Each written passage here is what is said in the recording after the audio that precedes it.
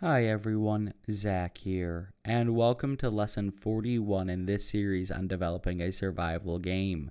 This video is the penultimate video for section 4B of this series. Remember, this section is divided into 3 subsections, so there'll be more to section 4 after the next video. In this video, we'll be setting up the triggers that will allow our sounds to play, and we'll be able to hear our sounds as we walk.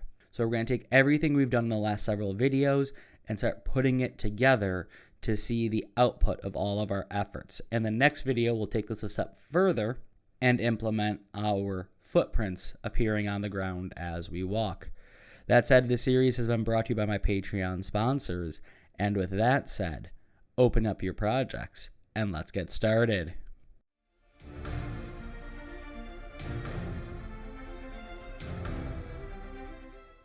Hi everyone, and welcome back to the editor. In today's video, we're actually going to play our sound.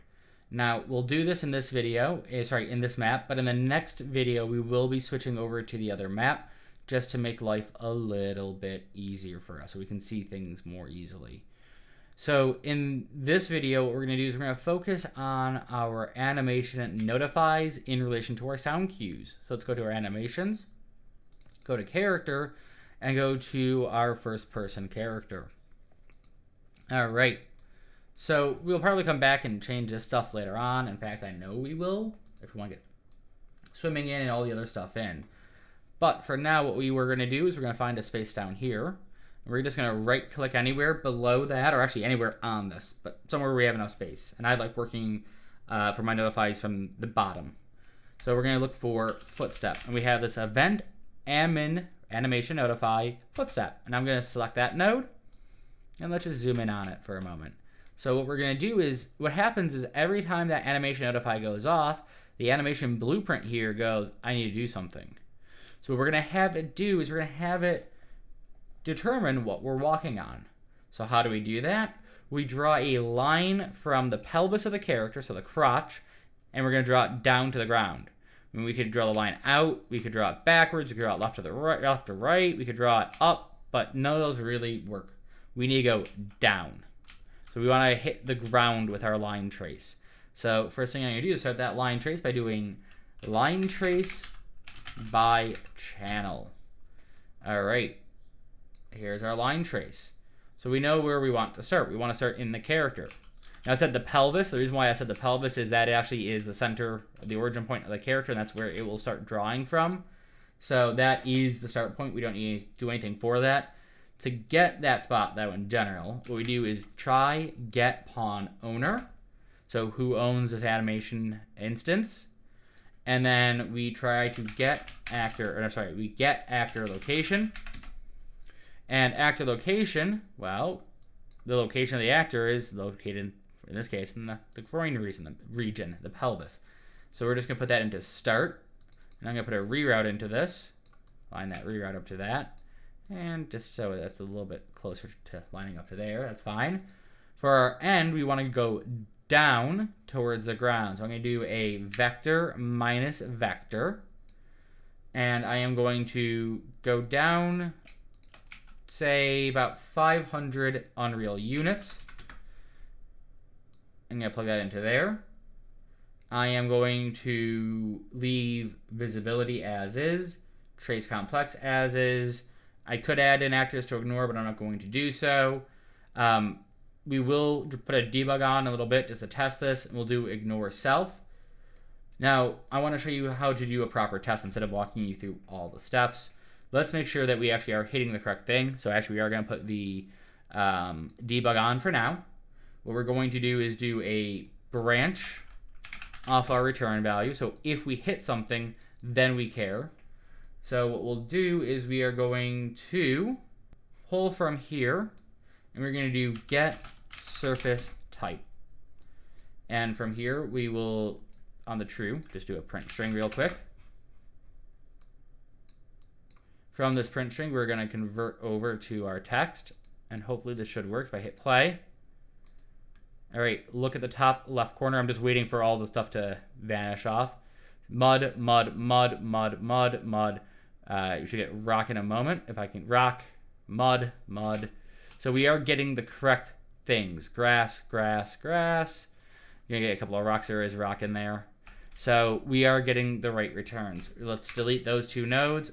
We'll come back to this one in a minute. We are actually gonna use this for something in the next video.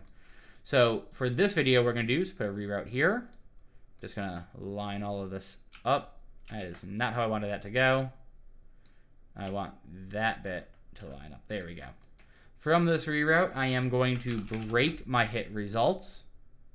There we go. Tuck that under my false there. There are a few things I want to know. Now, there are a couple ways we can go about doing this. We could go to our character, and we could, in our character, add a sound component, this audio here. But I want the sound to play from exactly where it hit the ground. So what I'm going to do is at my impact point, I am going to spawn a sound. So I'm going to pull off the true here and do a spawn sound at location. What location? Well, like I said, where I've impacted the ground. So let me just hit play here real quick. I also need to remember not to do that in the wrong window. There we go. So as I move, you can see the impact points of that little red square. That's where the sound is going to play. All right, I knew I was going to start underneath the map when I came back out of there. So that's where that sound will play from. And what sound are we going to play? We're going to play our SC Footstep. That's our sound cue. And now we're going to promote this to a variable. And this will be our sound emitter. All right. With our sound emitter, let's just go over to this real quick. We have some parameters to worry about. We have this right here, the surface type. So that's the first thing we need to address. So from our sound emitter, we're going to do set integer parameter. So remember, this is an integer base parameter, 0 through 5. What's its name? Surface type. So I'm going to be lazy and Control-C that in case there are any typos and paste that in there. So now we have to tell it what value we want here. And how do we do that? Well, we're going to have to pause for just a moment to create a new variable. And this variable will be a physics material that we're going to call surface types, plural. As I said, it's a physics material. And we're going to have an array of them. This is really why the order matters. The order of this array that we're creating right here has to match our sound cue. Fortunately, because I'm doing everything in alphabetical order, I know what it's going to be. So I'm going to hit compile, and I'm going to add in a total of 6 elements. 0, I'm going to put nothing in. In my first one, I'm going to do PM dirt. Second one is PM grass. Third is PM mud. I don't know why it took me a moment to remember the alphabet there. PM rock. And then PM sand. All right.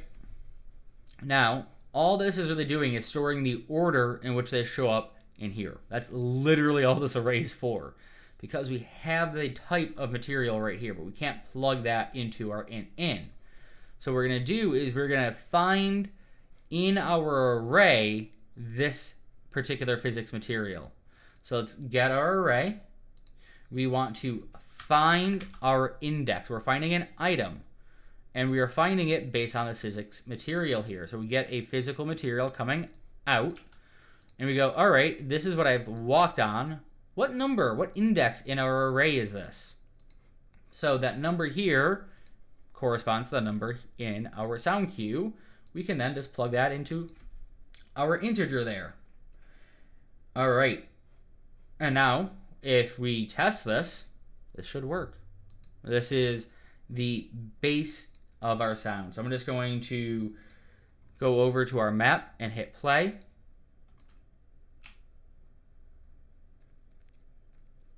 It's a bit soft sounding.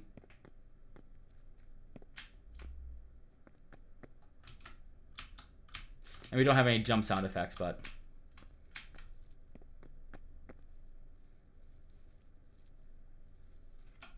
Hopefully that was loud enough for you to hear everything, but we now have our sounds working. Now let's augment our sounds a bit so that, you know, we actually have, well, some variety to it. Like I said, we're going to change how the sound works in a couple of ways. So what we're going to do in this case is we are going to take our sound emitter, and I'm not going to plug the execute into what I'm about to do, and I'll tell you why in a moment. We're going to do our set float parameter here. So I'm not going to hook the execute up. And I'm also, just to make things a little bit more efficient, or not efficient, a little bit more clean on what we're doing, is we're going to do the play. So we're actually saying to play the sound. If you notice, it was playing without this, but really, you really should have this node. All right. So what are we going to do is we are going to change the sound, or the volume. So let's go over to our continuous modulator and take our step volume here, and we're going to adjust it based on how fast the character is moving. So if I hit play, gotta remember not to do it there. If I hit play real quick, that's me on the grass walking. Sprinting. It's the same volume. We're going to change the volume based on the speed at which the character is moving. Okay, so the way we're going to do that is, well, we need a way to get our speed from our character. So that is, interestingly enough, relatively simple. Now we're going to run into a problem, which is why I haven't hooked these two up yet.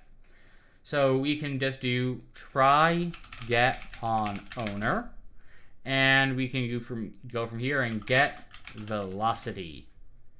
We should have seen this before when we did our sprint system, by the way. We can do vector length, which again is a bit bulky of a calculation and involves that square root, but whatever. Now, do we just plug that into there? And that's going to lead to issues. Trust me, it leads to issues. We can't just plug directly into there. And they're really hard issues to show, but if you do this, what I recommend doing for a test is using a print string, and you can see what the issues are with that print string. The print string of the value of the vector length, by the way. So instead what we're going to do is do map range clamped. And here we're going to take the return value and plug that into there. So we're going to set this as a range between 0 and 1. So the slower we move, the quieter we are. The faster we move, the louder we are, because the volume ranges from 0 to 1. Now the problem, what's our B? What's our max input? We could put a number in here. Yeah, we could hard code a number in here. But I think it's a little bit more realistic if we base it on the character's default max sprint speed. So what we're going to do is we're going to go to our interfaces, and in our interfaces we're going to open up the player character.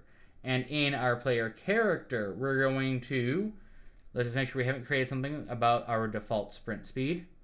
We haven't, so we are going to create a new function called IGetDefaultSprintSpeed.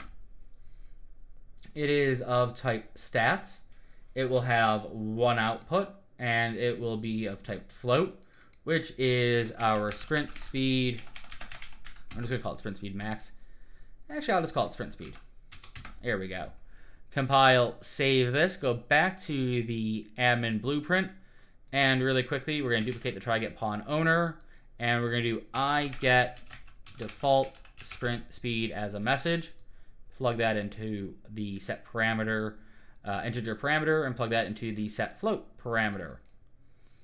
All right, and now we can take our value from our sprint speed and put that into our range B.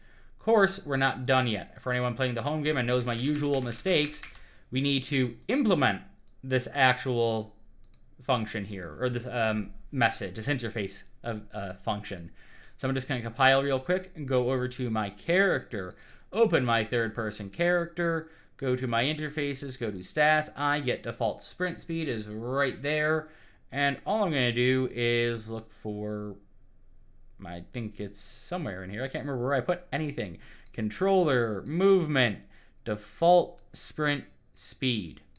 Right there. We plugged it in. Now we're going to modify our sound volume based on how fast our character is moving, with a max based on how fast the character can move.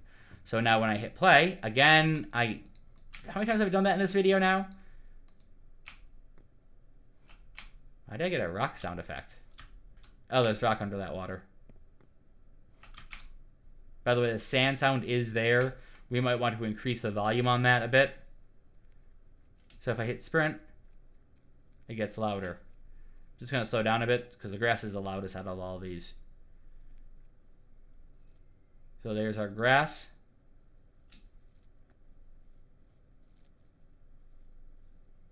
As I sprint, it just gets slightly louder. Now, let's turn off this persistent debug. We want none. We'll compile this. Compile. And honestly, I'm a little bit annoyed by how quiet all the audio is. So I'm just going to go into my Footsteps folder. I'm going to find my sound waves here. And I'm going to select all of them.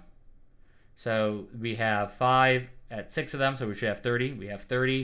I'm going to right click and I'm going to do my bulk edit if I can figure out where that is in this version. So asset actions, bulk edit via property matrix. And I am going to just see if I can increase the volume. So the way I'm going to do that is our volume here. That is not right. Give me one second. Sorry, that is the right spot. I am going to start with this, the sound on the sand though. And I'm going to use an absurd value like 200. And then I'm going to hit play. I'm also going to make sure I'm not under here. And I'm also going to do one thing before I actually do this. Give me 1 second. I'm checking my own sound settings. I am glad I did that off stream. Don't do 200. We're going to set this to 100. And this still might be a little too loud. I do have my speakers maxed out though, so it's not the best sound file, so I might want to just lower that to 50. All right, I'm going to take my rocks and I'm going to just increase this to 15. My mud, I'm going to also increase to about 25. My grass, I will increase to about 15. And my dirt, I won't touch because I don't have any way to test that on this particular map. So if I hit play, if I can get to a nice spot here, there we go.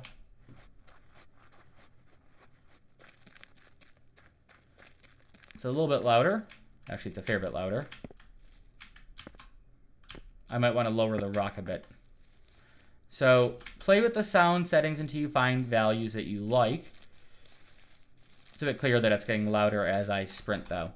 I am going to lower my rock, however. So I'm going to select all my rock again. And I'm going to go from 15 to 5. And I'm just going to find a rocky spot like right here and hit play.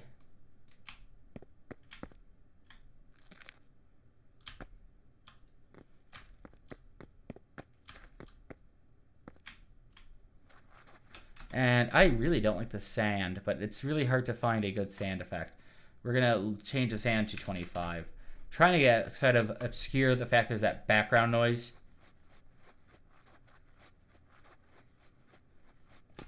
Maybe go down to 15. There is a lot of distortion in the background, but that's what you get for working with 3 sounds.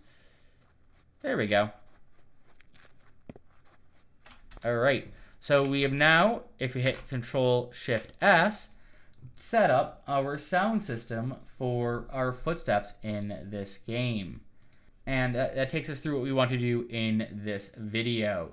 In the next video, what we'll be doing is we'll be putting footprints on the ground based on our left versus right foot, which is why we wanted to make sure all the feet were going down in the same order. So it's right first or left first on all our animations. All right. All of that said, I hope you've enjoyed making your island a little bit more immersive and adding actual footsteps to this. This series and this video have been brought to you by my Patreon sponsors like Galwa, 1Vault10, Rian, Quadmenson, Hanas, and Connor. If you want to help this channel out, drop a like button down below, especially if you have enjoyed making your math a little bit more immersive. It's really hard to do the outro with the footstep sounds. And all of that said, if you want to be here when we actually spawn our footprints onto the ground, make sure to hit the subscribe and notify icon. If you want to help the channel out further, consider becoming a Patreon sponsor. All of that said, I look forward to seeing you in the next tutorial, and I hope that you have a wonderful day.